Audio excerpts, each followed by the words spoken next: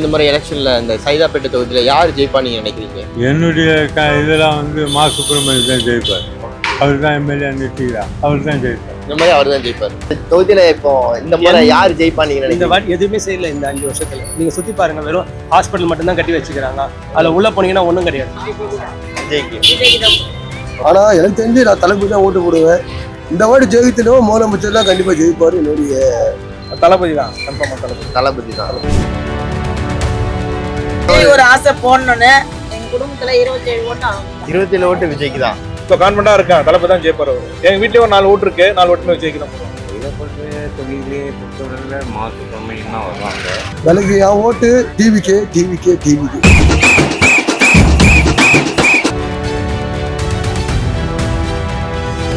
தமிழக சட்டமன்ற தேர்தல் 2026ல பரபரப்பா போயிட்டு இருக்கு. இந்த நேரத்துல சென்னையோட சவுத் சைடான சைதாப்பேட்டை தொகுதிக்கு தான் இப்ப நம்ம வந்திருக்கோம்.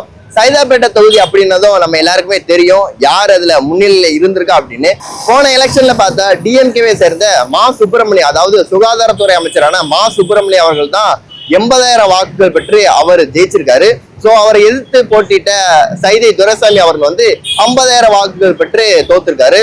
இந்த முறை எந்த அளவுக்கு டஃப்பா இருக்க போகுது அப்படின்னா, தமிழக வெற்றி கழகம் சோ டிவிகே, டிஎம்கே, ஏடிஎம்கே, என்டிகேன்னு 4 முனை போட்டியா உருவெடுத்துக்கிட்டு இருக்கிற இந்த எலெக்ஷன்ல மக்கள் கிட்ட எந்த மாதிரியான ஒரு எதிர்பார்ப்பு இருக்கு, குறிப்பா தமிழக வெற்றி கழகம் வந்து மக்கள் கிட்ட எந்த அளவுக்கு போய் சேர்ந்திருக்கு அப்படிங்கிறத இங்க உள்ள மக்கள் கிட்ட கேட்டு தெரிஞ்சுக்க போறோம். அது மட்டும் இல்லாம இதுக்கு முன்னாடி இருந்திருக்க திமுக எம்எல்ஏவான மா சுப்பிரமணியம் அவர்கள் வந்து இந்த தொகுதியில என்ன மாதிரி எல்லாம் அவரோட பங்கீடு இருந்திருக்கு அப்படிங்கிறதையும் இந்த மக்கள் கிட்ட கேட்டு தெரிஞ்சுக்க போறோம். வாங்க போலாம்.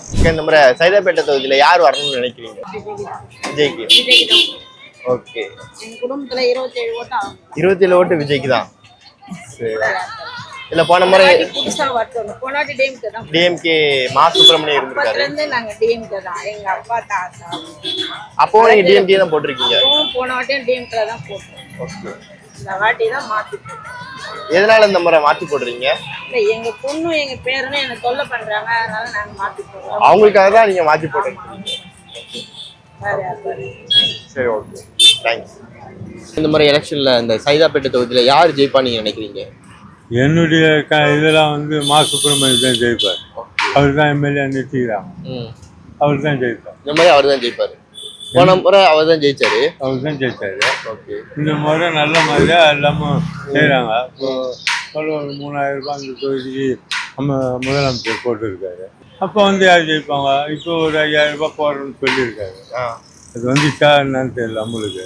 அப்படி இருக்கு பார்த்தா மக்கள் மத்தியில் என்ன தெரியுதுன்னா மாசு தான் வரணும் அப்படின்ட்டு நல்ல அபிப்பிராயம் தருகிறாங்க எனக்கு தெரிஞ்சு. ஓகே. இப்போ அதுக்கு முன்னாடி எல்லாம் ஏடிஎம்கே தான். அது அப்பெல்லாம் இல்லையா? அப்பெல்லாம் எதுவும் பண்ணலையா? பண்ணவே இல்லையா? ஏடிஎம்கே என்ன பண்ணாங்க? ஒன்றுமே பண்ணலையா? அது குப்பையும் கூலமாக தானே கிடந்துச்சு. இந்த கவர்மெண்ட் ஹாஸ்பிட்டலில் தானே இருந்தது. இப்போ தனியார் ஹாஸ்பிட்டல் மாதிரி தானே வந்துருக்கு. இது வந்து பாராட்டக்கூடிய விஷயம் தானே. அப்போ வந்து மக்களுக்கு தெரியுது இல்லை யாரு நல்லது செய்கிறாங்க, யாரு கெட்டதை செய்கிறாங்க, என்ன நடைமுறையில் இருக்கு. முதல்ல இருந்த டாக்டருங்களை எப்படி, இப்போ இருக்கிற டாக்டருங்களை எப்படி, அந்த டாக்டரை வழிபடுத்துகிற அமைச்சர் எப்படி, எந்த எம்எல்ஏ வர வச்சோம், அவருக்கு அமைச்சர் பதவி கொடுத்தாங்க. அவர் இப்போ வந்து சுகாதாரத்துறையில் நல்லா பார்க்குறாரு. நல்வாழ்வுத்துறையா? அது சுகாதாரத்துறை எல்லாம் ஒன்று தானே. அப்போ வந்து என்ன பார்க்குறாரு, இது நல்லா இருக்கு, பயன்பாட்டுக்கு வருது. ஒரு ஹாஸ்பிட்டலுக்கு போனால் இது இல்லைன்னு சொல்லிட்டு இப்போ வர்றது இல்லை. அப்போ மா சுப்பிரமணிய அண்ணன் தான் வருவார். ஓகே. போன முறை அவரை எதிர்த்து நின்றவர் வந்து சைதை துரைசாமி. அவருமே ஒரு 50,000 வாக்குகள் எடுத்திருக்காரு. ஸோ அவர் மீது மக்கள் கிட்ட நம்பிக்கை இருக்குதா இல்லையான்னு நம்பிக்கை இருந்தா அவர் ஜெயிச்சிருப்பாரு. நம்பிக்கை இருந்தா வந்தா நல்லது செய்வார், நல்லது செய்திருந்தாருன்னு அவங்க ஜெயிச்சிருப்பாங்களா? நல்லது செய்யலையே. இப்போ எடப்பாடி முதலமைச்சர் பார்த்து அவங்க கேண்டிடேட்டை போட்டுருக்காங்க. அவங்க கேண்டிடேட்டை பார்த்து அவர் நல்லது செய்ய மாட்டேன் டெபாசிட் வாங்கத்தானே போனாரு. அப்போ மக்கள் மத்தியில எப்படி இருக்கு? அப்போ இவர் மேல அபிப்பிராயம் இருக்கு, எப்படின்னா நல்லது செய்யறாரு. தொகுதியில இப்போ இந்த முறை யார் ஜெயிப்பா நீங்க நினைக்கிறீங்க? இந்த வாட்டி எதுவுமே செய்யல. இந்த 5 வருஷத்துல நீங்க சுத்தி பாருங்க, வெறும் ஹாஸ்பிட்டல் மட்டும் தான் கட்டி வச்சுக்கிறாங்க. அதுல உள்ள போனீங்கன்னா ஒண்ணும் கிடையாது. பில்டிங் மட்டும் தான் இருக்குது. எங்களுக்காக நீங்க சும்மா உள்ள போயிட்டு வாங்க. இல்ல நாங்க அப்ப வரும்போது அங்க ஒருத்தர் கேட்கணும், ஆஸ்பத்திரிக்காக நிறைய பண்ணிருக்காங்க அப்படின்னாங்க. ஆஸ்பத்திரி கட்டி இருக்கிறாங்க. இல்ல நிறைய அவங்க பண்ணிக்கினாங்க அங்க. ஒண்ணு வந்து சென்ட்ரல் கவர்மெண்ட், எங்க நீங்க எதை பாத்தீங்க? கிண்டி இங்க சைதாப்பேட்டை ஹாஸ்பிட்டல்ல போய் பாருங்க, ஒண்ணுமே இல்ல. புரியுதுங்க, பில்டிங் கட்டி இருக்காங்க பிரதர், ஒண்ணும் கிடையாது. எம்எல்ஏ எதுவுமே பண்றது இல்ல. இந்த அவ்வளவுதான், அவர் கட்டுறது தான் அவங்க வேலை, அவ்வளவுதான். அதுக்குள்ள ஒண்ணும் இல்ல, அவ்வளவுதான். அது ஒண்ணு நீங்க காலையில வந்தீங்கன்னா ரஷ் கூட இருக்காது. ஆனா போன முறை அவர் தான் அதிக வாக்குகள் போன வாட்டி ஜெயிச்சாரு. இந்த வாட்டி விட 29,000 ஜெயிச்சாரு. ஆனா இந்த வாட்டி கவர்மெண்ட் சர்வன் நிறைய பேர் வந்துக்கிறாங்க. புரியுதுங்களா? இப்ப வந்து இந்த இளைஞர்கள் வந்து விஜய்ன்றாங்க, எவ்வளவு ஓட்டு பிரிப்பாங்கன்னு தெரியல.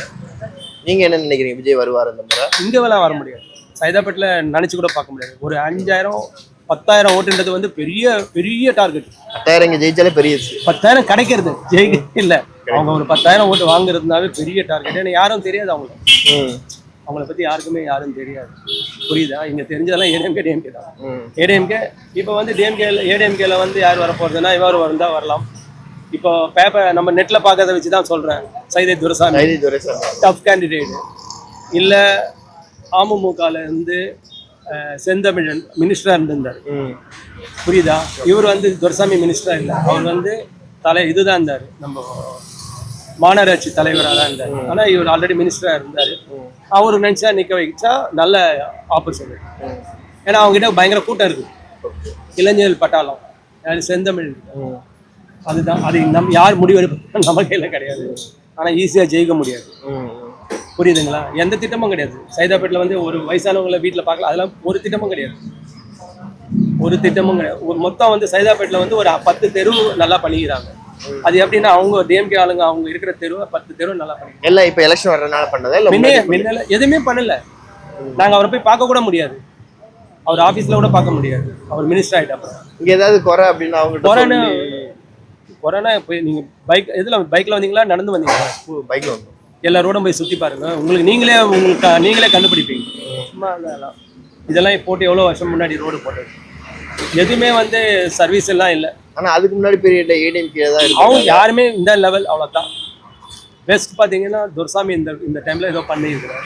ஏன்னா அவர் தனியாகவே பண்ணின்னு இருக்காரு. தெரியும்னு நினைக்கிறேன். 18 IRS ஆஃபீஸரை வந்து நான் தான் பண்ணேன்னு முதலமைச்சர் சொன்னார். கடைசியில் பார்த்தா அது துரைசாமி அவருடைய இதுலேருந்து படிச்சுட்டு போனவங்க.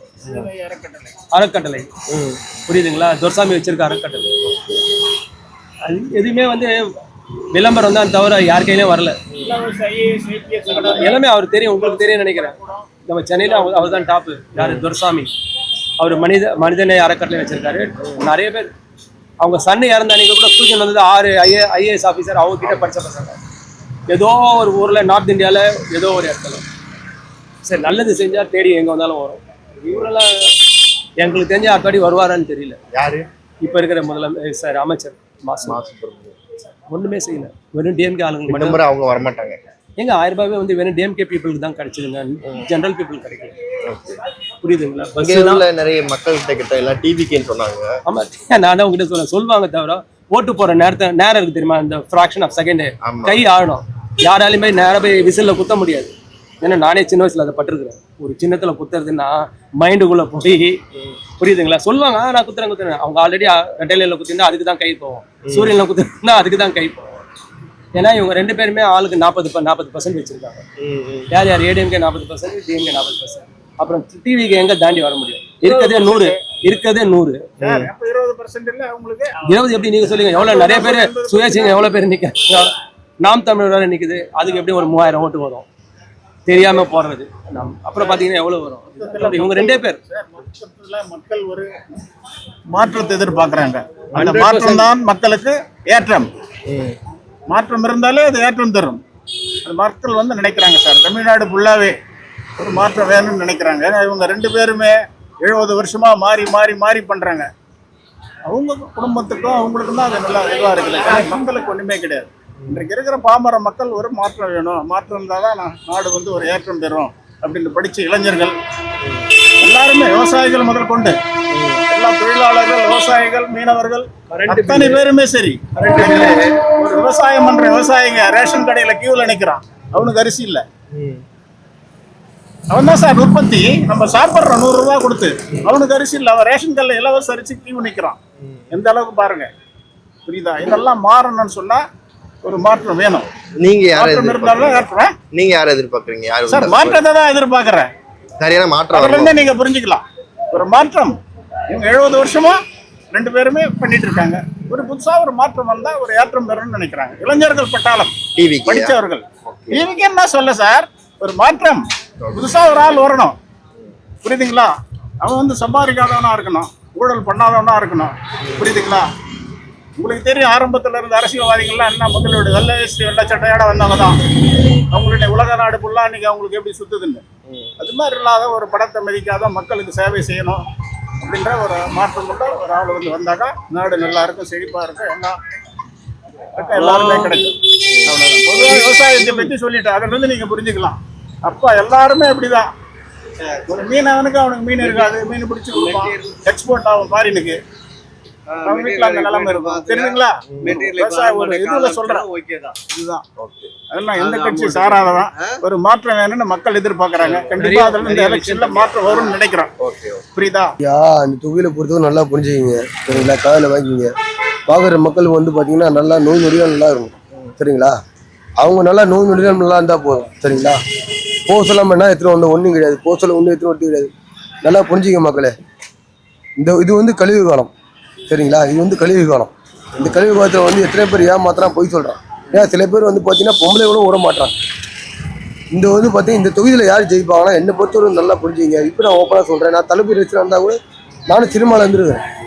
நானும் கிட்டத்தட்ட 23 படத்தில் நான் கபாலி பொன்னமலை தெரியும்ல, அவங்கள ஓப்பனாக சொல்லாமா? சொல்லுங்க. கபாலி பொன்னமலை பையன் தான் நானும் சினிமாவில் இருந்து எவ்வளோ பார்த்து வந்தவங்க தான் நான். என்னை பொறுத்த வரைக்கும் இப்போ பார்த்தீங்களே தளபதி, நான் எப்பயுமே தளபதி தான் ஓட்டு போறேன். இப்போ தானே எலெக்ஷன் வந்தாரு. இது மேலே தான் வந்து பார்த்தீங்கன்னா இப்போ யாரு அவர் வந்து கூட்டணி இல்லாமல் தான் தனியாக நிற்கணும்னு ஆசைப்படுறேன். அவர் தனி போட்டிருந்தா கண்டிப்பாக நல்லது நடக்கும். இந்த மக்கள் எப்பயுமே வந்து பார்த்தீங்கன்னா அவர் சப்போர்ட்டாக இருக்காங்க. இளைஞர்கள் முக்கால்வாசி இளைஞர்கள் தான் எப்பயுமே வந்து பார்த்தீங்கன்னா கரெக்டாக இருப்பாங்க. சரிங்களா? இந்த ஓட்டு இப்போ ஜெயிக்கிறது. ஆனால் தளபதி வந்து பார்த்தீங்கன்னா திடீர்னு முதலமைச்சர் ஆக முடியாது. சரிங்களா? இப்போ முதலமைச்சர் அவர் தான் அவர் இருக்காரு இப்போ முதலமைச்சர். மக்களை வந்து பார்த்தீங்கன்னா காது குத்துவாங்க. அவங்க தான் காது குத்து ரொம்ப ஜாஸ்தியாக இருக்காங்க உங்களுக்கு இந்த உலகத்தில். ஆனால் எனக்கு தெரிஞ்சு நான் தளபதி தான் ஓட்டு போடுவேன். இந்த வாட்டி ஜெயித்தினோ முதலமைச்சர் தான் கண்டிப்பாக ஜெயிப்பார். என்னுடைய இது நான் தளபதி ரசிகனாக இருந்தால் கூட போகிறோம். நான் தளபதி ரசிகனாக இருந்தால் கூட ஆனால் என்னோட தளபதி தான் எப்பயுமே வந்து ஜெயிப்பார். தான் தளபதி தான் நான் எப்பயுமே ஓட்டு போடுவேன். வேற எந்த யாருக்கும் ஓட்டு போட மாட்டேன். நல்லா இருங்க, நல்லா நோய் நொடியும் நல்லா இருங்க. ஓம் நமச்சிவாயம். தென்னாடு சிவனையை போற்றி, இன்னாத்தவருக்கும் மிருவா போற்றி. நமச்சிவாய். என்னை பொறுத்தவரைக்கும் என் மக்கள் நல்லா இருந்தால் போதும்பா. சரிங்களா? என் மக்கள் நல்லா இருந்தால் போதும். அதுக்கு முந்தி வாழ்க்கையில் நம்ம போக சொல்ல ஒன்று எடுத்துன்னு எடுத்து கிடையாது, வருஷத்தில் ஒன்று எடுத்துன்னு எடுத்து கிடையாது. இருக்கும்போது நல்லா வாழுங்க. சும்மா சண்டை போட்டுக்காதீங்க. இப்போ பார்த்தா ஆச்சு சண்டை போட்டுக்கிறீங்க. நானும் எவ்வளோ பார்த்துட்டேன். நானும் எவ்வளோ பார்த்து தான் வந்து நின்றுட்டு இருக்கேன். நானும் சினிமாலேருந்து வந்தேன். நானும் எவ்வளோ படம் நடிச்சிட்டேன், எவ்வளோ இது பண்ணிட்டு இப்போ மக்களுக்கு போட்டோம். ஏன்னா அவங்க பார்க்கட்டவே நல்ல முறையாக போட்டோம். நல்லா இருக்கட்டும். எனக்கு என் ஓட்டு டிவிக்கு நமச்சிவாய். ப்ரோ, இந்த முறை எலெக்ஷன்ல யார் ஜெயிப்பா நீங்க நினைக்கிறீங்க? தளபதி தான், கன்ஃபார்மா தளபதி தான். எந்த அளவுக்கு இவ்வளோ கான்ஃபிடண்டா சொல்றீங்க? இல்ல இப்போ எப்படி சொல்றது, நிறைய விஷயம் பார்த்துட்டு இருப்போம், சின்ன வயசுல பார்த்துட்டு இருப்போம். நம்ம எனக்குமே சொல்ல போனா ஒரு இப்போதான் நிறைய டீகோட் பண்ணி எடுத்துட்டு வராங்க. பழைய நியூஸ் தான் சொல்றேன். அப்பவே வந்து அவர் வந்து நல்ல நல்ல திட்டங்கள்லாம், இந்த ஸ்கூல் பாஸ் ஆனா வந்து கிஃப்ட் கொடுக்கறது, அது மாதிரிலாம் அப்போதே பண்ணிட்டு இருக்காரு. நான் ஏதோ இப்போதான் நினைச்சேன் 2-3 வருஷம் தான் பண்ணிட்டு இருக்காரு நினைச்சேன். பட் அதுல இருந்து பண்ணிட்டு இருக்காரு அவரு. ஸோ அப்பயே ஒரு அடித்தளம் போட்டாரு, அரசியல் வரதுக்கு அடித்தளம் போட்டாரு. ஸோ ஏஜ் ஆனவங்க இருக்காங்களா நம்மளோட பேரண்ட்ஸ், அவங்களுக்கு என்ன தெரியும்னா 2 கட்சி மட்டும் தான் தெரியும். ஒன்று டிஎம்கே தெரியும், ஒன்று ஏடிஎம்கே தெரியும். அவங்களுக்கு தெரிஞ்சது இந்த சூரியன் ரெட்டையில மட்டும் தான் தெரிஞ்ச விஷயம். இப்போ புதுசா ஒரு கட்சி வந்திருக்குன்னா இது நிறைய விஷயம் தெரிஞ்சிச்சு. இப்போ விஜய் பத்தி எல்லாருக்கும் தெரிஞ்சிச்சு. ஸோ என்னை பொறுத்த வரைக்கும் இப்போ யங்ஸ்டர்ஸ் இருக்காங்க, அடல்ட் பீப்புளும் இருக்காங்க. அடல்ட் வேணா அவங்க தான் ஓட்டு போடுவாங்க, தவிர மற்ற எல்லாருமே இவங்க தான் ஓட்டு போடுவாங்க, தளபதி தான் ஓட்டு போடுவாங்க. ஸோ அதனால கான்ஃபிடண்டா சொல்றேன் நான். மேபி இப்போ என் வீட்டில் நான் கன்வின்ஸ் பண்ணுவேன், இவங்களுக்கு ஓட்டு போடுங்கன்னு சொல்லுவேன். அந்த ஃப்ரீயா கொடுக்கறது, அந்த 5000 ரூபா கொடுத்தா அதுக்கு ஓட்டு போடலாம் சும்மாமா, அது முடிஞ்சா வேணா மாசம் கொடுக்க சொல்லலாம் அப்படிலாம் கேட்டா என்ன சொல்லுவாங்க, அவங்க முடியாதான் சொல்லுவாங்க.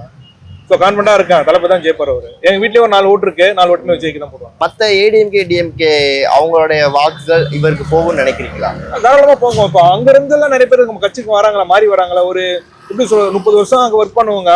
செங்கோட்டையன் சார் எடுத்துங்க, அவங்க ஜெயலலிதா எம்ஜிஆர் காலத்துல தான் அவங்க இருக்காங்க. அவங்க இப்போ அங்கிருந்து இடம் இல்லாத பட்சத்தில் இங்க வந்திருக்காங்க. இப்போ நேற்று நேரத்தை கூட டிஎம்கேல இருந்து இப்போ ஒருத்தர் வந்திருக்காருங்க நம்ம தாபிகாசு.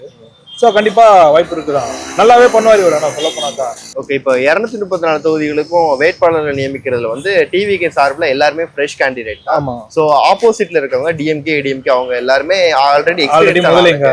எப்படி அவங்கள மீறி அவங்களுக்கு ஆப்போசிட் இவங்க நின்னா ஜெயிப்பாங்கன்னு ஒரு நம்பிக்கை மக்கள்கிட்ட இருக்குமா? கண்டிப்பா இருக்கும் ப்ரோ. அவங்கவுங்க திட்டத்தை அவங்கவுங்க சொல்லுவாங்க. ஸோ கண்டிப்பா இருக்கும். ஒரு சேஞ்சஸ் வேணும்னு நினைக்கிறவங்க அதை புரிஞ்சுக்கணும். சரி, ஓகே, இத்தனை நாள் வரைக்கும் இந்த தொகுதியில இவங்க இருந்திருக்காங்க, இவங்களால ஒரு மண்ணு வந்தது கிடையாதுன்னு எல்லாருக்கும் அவங்களுக்கு தெரியும். இப்போ உங்க தொகுதியில நீங்க இருந்திருக்கீங்க, உங்களுக்கு எந்த ஒரு பெனிஃபிட்டா நடந்திருக்காது, உங்களை தவிர்த்து மற்றவங்களுக்கு எந்த ஒரு பெனிஃபிட்டா நடந்திருக்காது. ஃபார் எக்ஸாம்பிள், ஏன் அரசியல்ல ஜெயிச்சதுக்கு அப்புறம், எலெக்ஷன் ஜெயிச்சதுக்கு அப்புறம் ஒரு 4 வருஷம் கழிச்சு எந்த ஒரு இதுவுமே பண்ணல.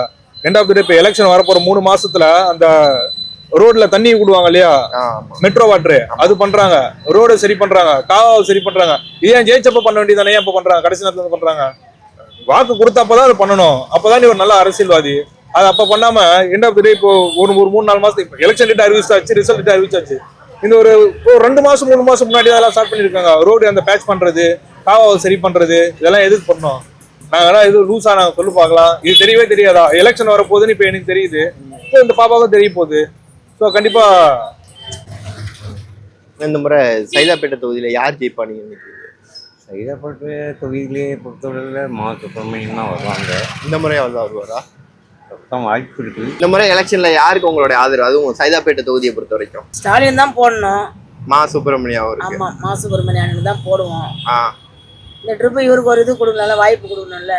ஓகே. இப்போ போன வரைக்கும் டிஎம்கேக்கு தான் போட்டுட்டு இருந்திருக்கீங்க. ஆமா, இந்த ட்ரிப் ரொம்ப அமங்கலமா இருந்தது. இவர் தான் விஜய் பண்றதுலாம் சரியில்லையே, அதனால இவருக்கு தான் போடணும்னு எல்லாருங்கிறோம். ஓகே. இல்ல அவர் இருக்கிறப்போ ஆட்சியில எல்லாம் நல்லது பண்ணியிருக்காரு. அவங்களுக்கு எல்லாம் குறைகள்லாம் எல்லாம் கட்டினதுலாம் அவர் தானேப்பா. மா சுப்பிரமணியன் தான் கட்டினது. இருக்கிற வரைக்கும் எங்களுக்கு எந்த பிரச்சனை இல்லைங்க. சைதாப்பேட்டைக்கு அவரு நல்லா செய்வார் எல்லாருக்குமே. அவ்வளவுதான். ஓகே.